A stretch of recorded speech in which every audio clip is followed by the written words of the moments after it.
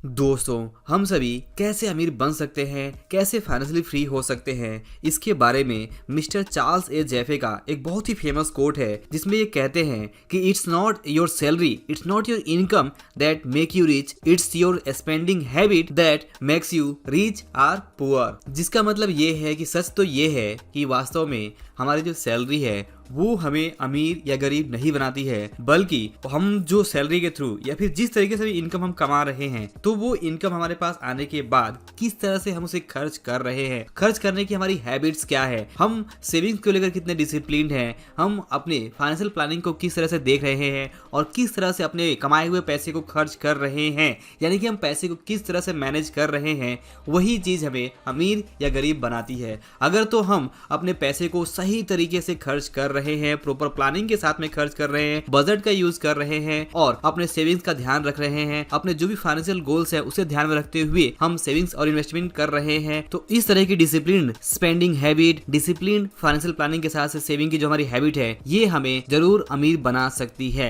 लेकिन वहीं पे अगर हमारी सैलरी चाहे जितनी भी ज्यादा हो, लेकिन हमारे स्पेंडिंग हैबिट सही नहीं है, हम डिसिप्लिन नहीं है, हम यहाँ पे फाइनेंशियल प्लानिंग को महत्व नहीं दे रहे हैं, हम बजट को यहाँ पे इस्तेमाल नहीं कर रहे हैं, तो हम अपने सारे कमाए हुए पैसे यूं ही खर्च कर सकते हैं। और इस तरह की फिजूल खर्ची की हैबिट्स की वजह से हम यहाँ पे लोन्स और ईएमआई लेकर, क्रेडिट कार्ड्स या पर्सनल लोन या फिर दूसरे लोन्स लेकर हम बहुत सारे एक्स्ट्रा खर्च करके अपने आप को कर्ज के जाल में भी फंसा सकते हैं और इस तरह से हम बहुत ही अपने आप को फाइनेंशियली प्रॉब्लम में फंसा सकते हैं, हम फाइनेंशियली ट्रैप्ड हो सकते हैं। तो यहाँ पे दो चीज है कि एक तरफ अगर हम डिसिप्लिन्ड हैं और हमारी स्पेंडिंग हैबिट सही है, तो जरूर हम अपने फाइनेंस के ऊपर, अपने पैसे के ऊपर कंट्रोल करते हुए अच्छी स्पेंडिंग हैबिट के साथ में हम यहाँ पे सेविंग्स और इन्वेस्टमेंट के करके अब जरूर अमीर बन सकते हैं, दौलत इकट्ठी कर सकते हैं। बट वहीं पे अगर हमारी स्पेंडिंग हैबिट सही नहीं है, तो हम यहाँ पे चाहे जितना भी कमा लें, सही स्पेंडिंग हैबिट नहीं होने की वजह से हम वो सारे पैसे गंवा सकते हैं और पैसे कम पड़ने पे उधार लेकर हम जरूरत से ज्यादा खर्च करके अपने आप को बहुत सारे अलग अलग फाइनेंशियल प्रॉब्लम में फंसा सकते हैं। तो दोस्तों,